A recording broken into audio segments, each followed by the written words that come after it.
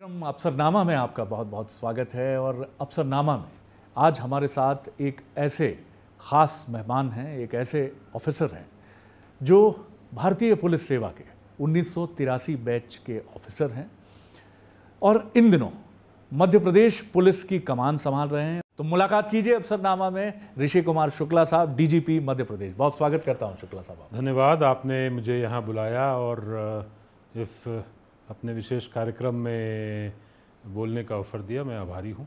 जी मैं आपको पीछे ले जाता हूँ। उन ऋषि कुमार शुक्ला साहब को हम एक्सप्लोर करने की कोशिश करते हैं जो 75 से 80 के बीच में सपने लेकर आगे बढ़ रहे हैं। अखिल भारतीय सेवा में आने का भी शायद मन वो बना चुके हैं उस समय।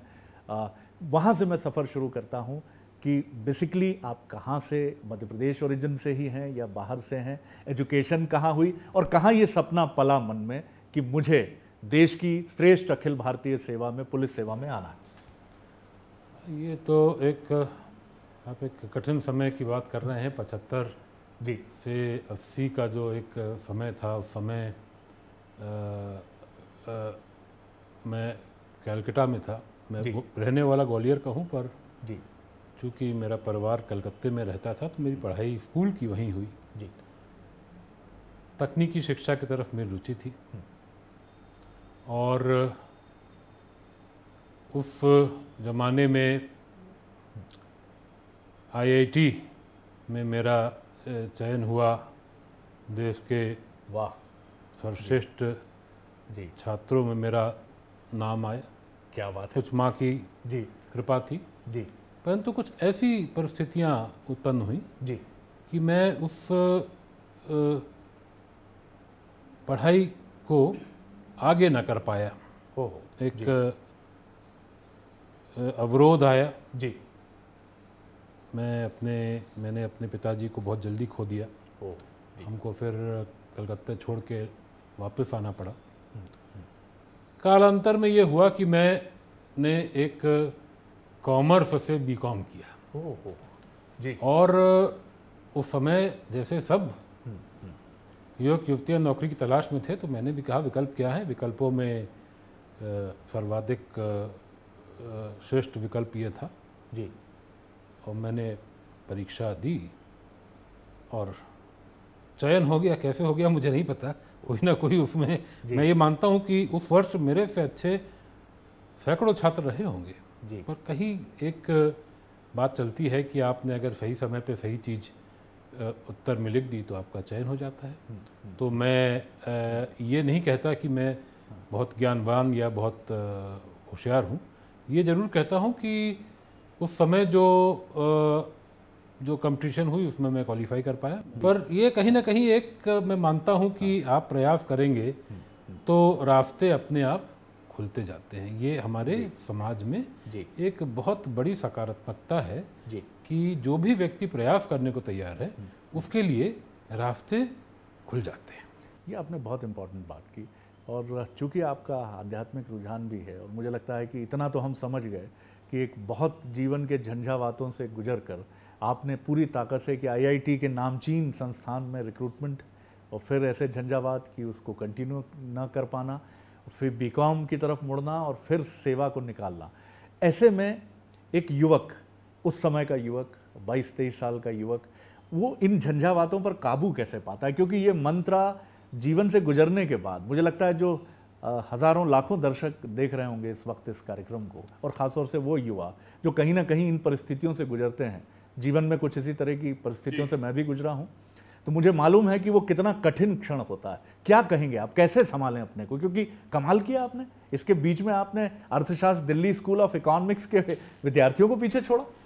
इसमें तो मैं यही कहूँगा, मेरे को मैं सबको एक ही चीज़ की सलाह दूंगा। मेरा एक इसमें मंत्र है और वो मंत्र मैं अक्सर जब अवसर मिलता है युवाओं को बताने की कोशिश करता हूँ कि आप अपने इर्द गिर्द क्या हो रहा है उसके बारे में कितनी जानकारी रखते हैं। अच्छा, आपकी अवेयरनेस कितनी है। और यदि आपको किसी भी परीक्षा को, जिसमें विशेष करके जहाँ सामान्य ज्ञान आदि समझना है, तो अवेयरनेस के लिए आपको उस समय तो समाचार पत्र ही हुआ करते थे, आजकल तो समाचार पत्र है, इंटरनेट है, टीवी है, अनेक माध्यम है, बल्कि इतने ज़्यादा जानकारी है कि आप उसमें सही जानकारी शायद चुनने की कठिनाई है जी। ये मैं ज़रूर कहूँगा कि जितना आप अवेयर हैं आपके इर्द गिर्द, आपके समाज में क्या हो रहा है, समाज की आर्थिक स्थिति क्या है, समाज की जो सोशल स्थिति क्या है, आगे आपको क्या दिख रहा है, आप में कौतूहल कितना है। ये बड़ी महत्वपूर्ण बात आपने की। मैं जब जर्नलिज्म में आया शुक्ला साहब, तो मुझे लगा कि जैसा मैंने सोचा था ये बिल्कुल वैसा तो बिल्कुल नहीं है, बहुत चेंज है, बहुत सारी चीज़ें हैं जैसा हमारा परसेप्शन होता है। आप जब इस सेवा में आए तो आपको लगा कि ये मेरा ड्रीम वर्ल्ड है, या शुरू में तादाद में बिठाने में, कुछ रिलेशन बनाने में थोड़ा समय लगा? देखिए, पुलिस का कार्य ऐसा है जहां आप बहुत जनता से जुड़े हुए हैं। कोई भी पुलिस का कार्य ऐसा नहीं है जो आम जनता से हटकर है, समाज से हटकर है। और यदि आप एक अपने आप को संतुष्ट देना चाहते हैं तो निश्चित रूप से आप समाज में एक अपनी स्थान बनाने में सफल हो पाएंगे। अगर आपके मन में इतनी ही बात है कि मैं सेवा में आया हूँ, मैं घर जाके शाम को सोचूं कि आज मैंने क्या अच्छा काम किया, आज मैंने किसकी मदद की, क्या मैं किसी की मदद कर पाया जी। ये सरल नहीं है, क्योंकि जैसे लोगों की अपेक्षा है कि पुलिस बहुत पावरफुल है, पुलिस बहुत क्षमतावान है, ये वास्तव में स्थिति ये है कि हम कानून, प्रक्रिया, विभिन्न प्रकार के जो सीमाएं हैं उन सीमाओं के अंतर्गत रह करके हमें कार्य करना पड़ता है। चाह करके भी हम कई ऐसे व्यक्तियों की मदद नहीं कर सकते, क्योंकि हमारा जो कानूनी प्रक्रिया है वो एक जटिल प्रक्रिया है। पुलिस उस जो आपराधिक न्याय प्रणाली का उसका एक अंग है, एक बहुत महत्वपूर्ण और बहुत वृहद अंग है, परंतु अपने आप में वो पूर्ण नहीं है जी। मेरा काम यह है कि मैं अपराध या किसी घटना की विवेचना करके उसको न्यायालय में रखूं। उसके बाद ये अभियोजन का काम है, ये न्यायालय का कार्य है कि उसको तय करे कि आरोपी कौन है। 1857 की जो क्रांति हुई जी, उसके बाद दो कानून बने, 1807 का भारतीय दंड विधान जी और 1861 का पुलिस एक्ट। ये आज भारत के सबसे प्राचीनतम वैधानिक प्रावधानों में से एक है जी। हम और आप सब मानते हैं कि आज 1860 और 61 की परिस्थितियाँ पूर्णतया बदल गई हैं जी। अपराधों की भी स्थिति बदल गई है। भारतीय दंड विधान पर भी एक सोच की आवश्यकता है। समय समय पर भारत शासन द्वारा जो लॉ कमीशन बिठाए गए हैं वो इस पर विचार करते रहे हैं और आवश्यक संशोधन लाते रहे हैं, पर संभवतः अभी ये समय है कि हम इन पर एक संपूर्ण, एक पूर्ण आयाम के साथ इस पर हम एक नए एक्ट बनाने के बारे में सोचें। सेवा काल के दौरान कोई ऐसा अनुभव जो आपको बहुत रिमार्केबल लगा हो, जो आपको ऐसा लगा हो कि उसमें टीचिंग का एलिमेंट भी बहुत रहा, चाहे एक यंग ऋषि कुमार शुक्ला साहब की बात हो या मिडिल एज्ड ऋषि कुमार शुक्ला साहब की बात हो, एक कोई ऐसा अनुभव जिसने आपको भी झकझोर दिया कि ओह, ये भारत है, ये ग्रामीण या शहरी भारत है, इसको हमको इस नज़रिए से देखना चाहिए जी। मैं अभी एक अधिकारी से पूछ रहा था कि आपने इस अपराध के अन्वेषण में क्या क्या प्रयास किए, तो उनके द्वारा कहा गया कि साहब हमने सीसीटीवी फुटेज बहुत बारीकी से देखा और हमने साहब ये किया। आज से 15 साल पहले सीसीटीवी फुटेज देखने के लिए अगर किसी पुलिस अधिकारी को कहा जाता था तो वो सोचता था कि ये क्यों मेरे को ये दुष्कर कार्य दिया जा रहा है। आज वो एक आवश्यकता बन गई है। बिल्कुल ठीक बात है। भोपाल शहर में आपको जान करके आश्चर्य होगा कि देश में जो सीसीटीवी लगे उसके लगभग सबसे पायनियरिंग शहर भोपाल शहर में से है। 2009 में सबसे पहले हम लोगों ने यहाँ 80 कैमरे भोपाल शहर में लगाए जी।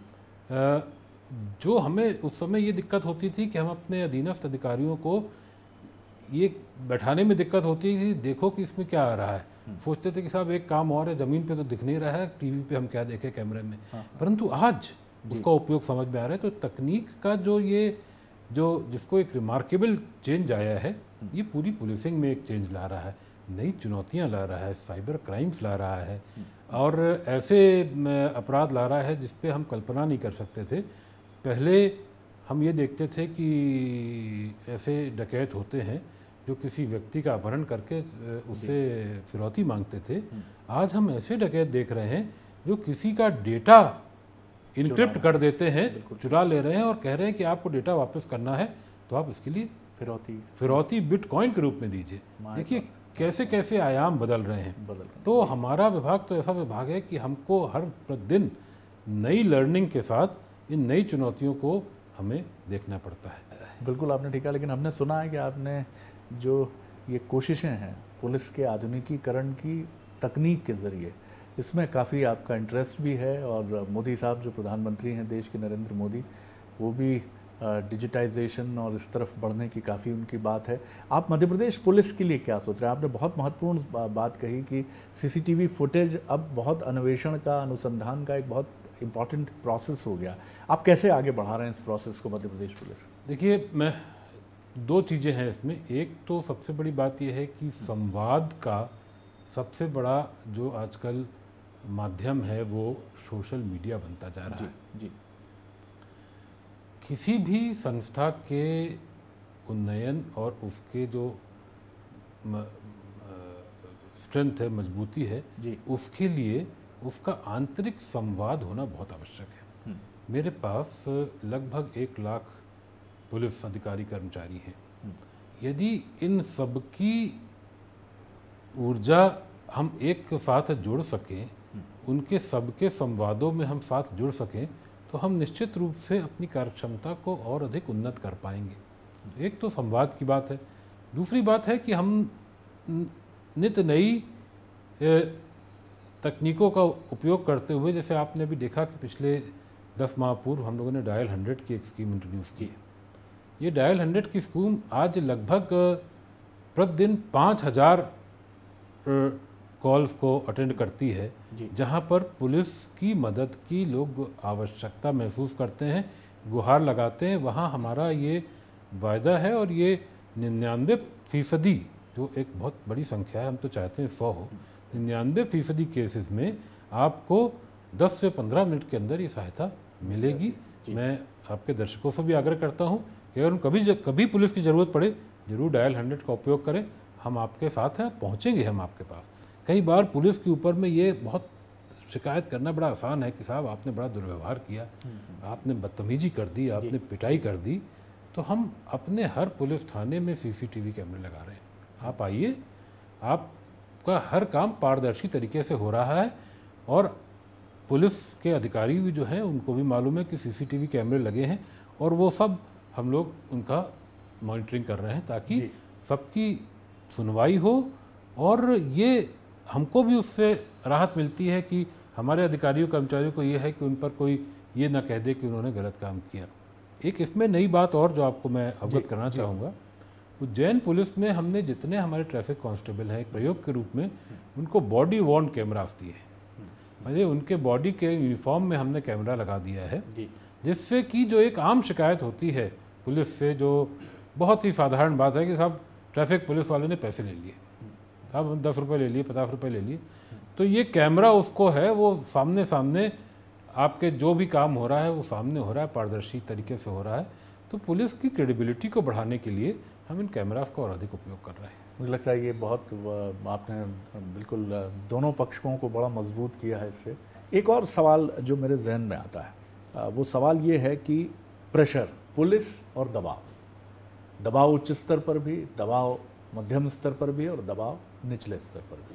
और हर व्यक्ति, आपकी ट्रेनिंग ज़्यादा इंटेंस है, आपकी लेवल ऑफ नॉलेज ज़्यादा बेहतर है, शायद आप ज़्यादा कॉम्पिटेंट हैं उसको हैंडल करने में, लेकिन एक कांस्टेबल, एएसआई, एसआई, उसके लिए शायद ये मुश्किल हो जाता है। आप अपने करियर के निचोड़ के रूप में इसको देखते हुए पुलिस और दबाव, इसको कैसे डिफाइन करेंगे?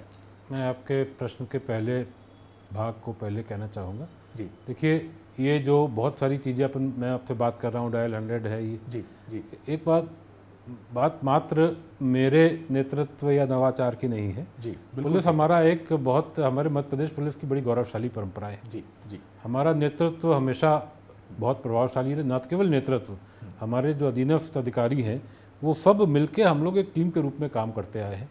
तो जब हम उस टीम को आगे बढ़ाते चलते हैं तो वो नवाचार जुड़ करके और एक बड़े और ऐसे आयाम को पाते हैं जिससे कि सफलताएं बढ़ती हैं। मैं तो जी बिल्कुल ठीक कहा। तो ये बात मैं इसके लिए ये जो सारे काम हो रहे हैं, ये ऐसा नहीं कि मेरे द्वारा प्रारंभ किए गए हैं, ये इनको हम बढ़ा रहे हैं जी। ये बहुत अच्छे प्रयोग हैं जो मध्य प्रदेश पुलिस आगे भी करती रहेगी जी। जहाँ तक दूसरे भाग प्रेशर की आप बात कर रहे हैं, तो प्रेशर समाज में हर वर्क प्लेस पे है, हर स्थान पे है। हमारे यहाँ बहुत कुछ प्रक्रियाएं निर्धारित हैं। हमने जिसको हम कहते हैं SOP, स्टैंडर्ड ऑपरेटिंग प्रोसेसेस बनाए हुए हैं जो किसी भी अधिकारी को गाइड करते हैं कि आप किस प्रकार से चलें।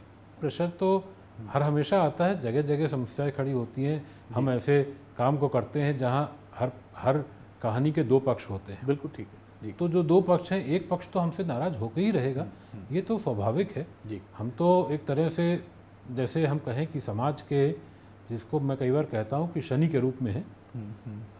किसी भी मंदिर में आप जाएं, जी, सभी देवी देवता बैठे हैं एक साथ, जी जी जी पर शनि बाहर बैठे रहते हैं जी और लोग उस मंदिर में शनि के पास जाते हैं, भय के मारे जाते हैं। जी जी प्रीत नहीं बढ़ाते शनि से कोई। बिल्कुल ऐसे ही हमारा काम है। जी। हर व्यक्ति हमसे नाराज ही रहता है, कितना भी हम अच्छा काम करें, परंतु चूंकि हमारा काम ही ऐसा है कि कोई ना कोई बिल्कुल सही नाराज होगा, तो प्रेशर आना स्वाभाविक है। उस प्रेशर को हैंडल करने का सबसे अच्छा तरीका है कि आप अपना आचरण और व्यवहार सही रखें। मुझे लगता है ये बहुत अच्छा मंत्र है आपके। मैं फिर एक आपके जीवन के पहलू की तरफ लौटूं। परिवार कितनी इम्पॉर्टेंट कड़ी है। कई ऑफिसर्स और बहुत व्यस्त रहने वाले लोगों का मानना है कि परिवार कार्य जितना ही महत्वपूर्ण है, या कई बार वो कहते हैं कि उससे भी अधिक महत्वपूर्ण है। अगर परिवार ऑर्डर में है, वो व्यवस्थित है, एक बढ़िया रिलेशनशिप है, तो कार्य अपने आप ठीक तरीके से चलेगा। अगर परिवार में विचलन है, कठिनाइयाँ हैं, चुनौतियाँ हैं, जीवन ठीक नहीं है, तो उसका असर आएगा। आप इससे कितने सहमत? मैं पूर्णतः सहमत हूँ। परिवार का समर्थन जी किसी भी व्यक्ति को उसके कार्य को और अच्छा करने में मदद करता है। बिना परिवार के समर्थन के कार्य संभव हो ही नहीं सकता। जी। और मैं बहुत इस मामले में सौभाग्यशाली हूँ कि मेरे परिवार से मुझे हमेशा 100% समर्थन मिला। कभी भी ऐसा अवसर नहीं आया कि कोई मुझे उसमें कठिनाई आई हो, और उनको मैं समय भी दे पाया। वाह। और ज़्यादा ही समय दे पाया। मेरी दोनों बिटिया मेरे से आज तक इस बात पे नाराज़ रहती हैं कि आप ही हमको पढ़ाते रहोगे कि हम भी पढ़ेंगे। तो मेरी बड़ी बिटिया का नाम हमने श्रेष्ठा रख दिया। वाह। तो वो आज तक ये कहती है कि आपने जो नाम रख दिया मुझे वही करना पड़ता है। वेरी गुड, एक्सीलेंस, श्रेष्ठा। श्रेष्ठा जी। तो जी। आज श्रेष्ठा अब तो इंजीनियरिंग वगैरह करके उसने इंदौर यूनिवर्सिटी से 4 गोल्ड मेडल प्राप्त किए थे। जी। अच्छा अपना कैरियर उसका चल रहा है। जी।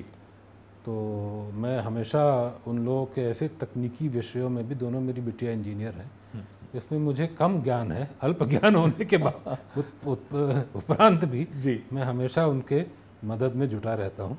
जी। तो जी। जी। परिवार तो बहुत इम्पोर्टेंट। मैं आपकी बेटर हाफ की बात करूं, जीवन संगिनी की, वो क्या वर्किंग हैं या उन्होंने घर के प्रबंधन पर ही मुख्य रूप से ध्यान दिया? देखिए, भोपाल शहर में मैं तो अभी DG बना 3 महीने पहले, तो शायद लोग मुझे नाम से जानते हों। भोपाल शहर के किसी भी कोने में, किसी भी बाजार में मुझे लोग नीलम शुक्ला के पति के रूप में ज़्यादा जानते हैं। वाह। मेरी पत्नी नीलम जो है वो कार्मेल कॉन्वेंट स्कूल में पिछले 15 सालों से पढ़ा रही हैं, और उनके पढ़ाए हुए स्टूडेंट्स और उनके सारे माता पिता मुझे ऐसे ही जानते हैं कि नीलम मैडम के हस्बैंड हैं। तो मैं तो आज मेरी पहचान ज़्यादातर उन्हीं की वजह से भोपाल में है। मैं सोचता हूँ कि ये बहुत सीखने वाली बात है। मैं आपकी विनम्रता को भी नमस्कार करता हूँ, और आपके इस दाम्पत्य जीवन, सफल दाम्पत्य जीवन के प्रेम को भी प्रणाम करता हूँ कि तमाम मेल शोविनिज्म या मेल ईगो को दरकिनार करते हुए सो कॉल्ड आपने ये बात कही और इतनी सहजता से कही इस पद पर रहते हुए कि आपको भोपाल और आसपास का एक बड़ा हिस्सा पत्नी के उनके नाम से आप बिल्कुल बिल्कुल ये बिल्कुल, मैं बिल्कुल। आपको इसके लिए बेशक श्रेय दूंगा।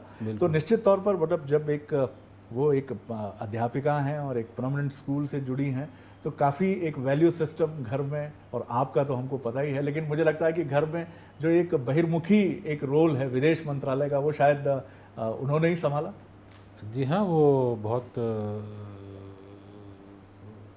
उन्हीं का प्रयास है, उससे बड़े सार्थक प्रयास है। मेरी बिटिया भी जो पढ़ी सब उसमें उनका बहुत बड़ा योगदान है जी। और पुलिस का काम हमेशा कठिन काम रहा है और मैं ऐसी कई नौकरियों में रहा जहाँ मुझे बहुत लंबे समय तक काम करना पड़ा, पर उन सब में उनका साथ बहुत बहुमूल्य रहा और उसको तो मैं किसी भी रूप में उसका आभारी प्रकट नहीं कर सकता। क्या बात है। जी जी। नारी शक्ति की मैं अगर बात करूं, मध्य प्रदेश में महिलाओं पर होने वाले अपराधों की बात काफ़ी उठती है। इसमें दो तरह की दलीलें एक जर्नलिस्ट के तौर पे मैं सुनता रहा हूं कि मध्य प्रदेश पुलिस कंटेम्प्ररी जो स्टेट्स हैं, जो पड़ोसी राज्य हैं, उनकी तुलना में ज़्यादा सहज है। हमारे यहाँ FIR बहुत शीघ्रता से दर्ज की जाती है और ये एलिगेशन लगता है, मैं उस विवाद में नहीं जाऊँगा। आप किस तरह देखते हैं और किस तरह की रणनीति की ज़रूरत आप महसूस करते हैं कि मध्य प्रदेश के साथ ये एक ऐसा इनफेमस टैग जुड़ता है कि महिला अत्याचारों में हमारा ग्राफ सबसे ऊंचा है देश में? जैसे आपने कहा कि इसमें हमेशा आप अनेक विभिन्न प्रकार की दलीलें सुनते हैं। आज से लगभग 4 वर्ष पूर्व हमारे मुख्यमंत्री जी ने इस पे गहन चिंतन करके एक कार्य योजना तैयार की थी, कैसे हम महिलाओं को सुरक्षित जी महसूस करने की उनकी जो स्थिति है उसको कैसे हम ठीक कर सकें और किस प्रकार से हम महिला अपराधों पे नियंत्रण कर सकें। तो इस कार्य योजना के अंतर्गत पिछले वर्षों में हमने एक ऐसी शाखा पहले तो बनाई जो शायद देश में कहीं ना हो, इसको महिला अपराध शाखा, एक हमारे एडिशनल DG उस पर काम कर रही हैं जी। हमने हर जिले में एक उप पुलिस अधीक्षक स्तर के अधिकारी नियुक्त किया। हमने 1090 एक हेल्पलाइन हमने बनाई जिसमें वो महिलाएं, बालिकाएं जो अपनी बात कहने में संकोच करती हैं वो भी बात कर सकें, उनको कोई परेशानी है। आज मैं इस बात को गर्व से कहता हूँ कि 1090 पे यदि हमारे पास कोई महिला कोई शिकायत करती है तो हम उस शिकायत को गंभीरता से लेते हुए उसकी समस्या को हर तरीके से हल करने का प्रयास करते हैं, चाहे वो पुलिस से हटकर आउट ऑफ द वे जाने की समस्या क्यों ना हो, उसको हम करते हैं। आज डायल 100 में हम किसी भी महिला बिटिया के अगर उसको कोई तात्कालिक समस्या आ रही है तो वो उस पर हम मौजूद पहुंच सकते हैं जी। हर जिले में एक फास्ट ट्रैक न्यायालय का भी निर्माण किया गया जी, जिसके फलस्वरूप पिछले वर्षों में जी, अपराधों की संख्या यदि ईयर टू ईयर हमारे अपने प्रदेश में देखी जाए तो उसमें गिरावट आनी शुरू हुई है। लगभग 1700 से अधिक ऐसे व्यक्तियों को जिन्होंने महिलाओं के साथ दुराचार आदि के अपराध किए थे उनको आजीवन कारावास की सज़ा दी गई है। 20 से अधिक व्यक्तियों को मृत्युदंड भी दिया जा चुका है। ये एक अपने आप में बड़ी बात है। कई ऐसे मामले आते हैं जो बलात्कार कहा जाता है कि मध्य प्रदेश में सबसे अधिक है, 4000 है, दिन में 7 होते हैं। तो मैं अवगत कराना चाहूँगा दर्शकों को जी, कि पिछले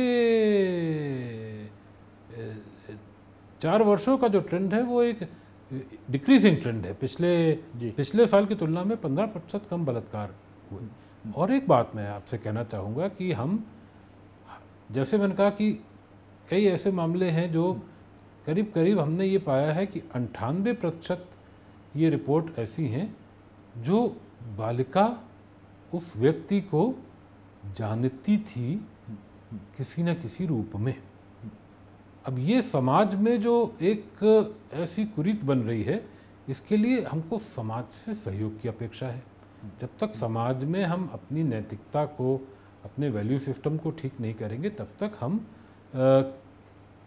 आंकड़ों को कम करने की बात सोच ही नहीं सकते। तो वो तभी कम होंगे जब हम अपने समाज के नैतिक मूल्यों को उनमें उन्नत ला सकें। शुक्ला साहब, आपसे बात करना एक बहुत शानदार अनुभव है और मैं आपको बहुत शुभकामनाएं देता हूं और बहुत विनम्रता से आपने एक्नॉलेज किया है, जो एक टीम लीडर की बहुत बढ़िया खासियत है कि ये सारा आपके पहले जो लोग रहे हैं, प्रीडेसेसर्स जो रहे हैं आपके, और उन लोगों का श्रेय है जो वर्तमान में आपके साथ काम कर रहे हैं, ये उनका श्रेय है और इसी तरह आप आगे बढ़ेंगे।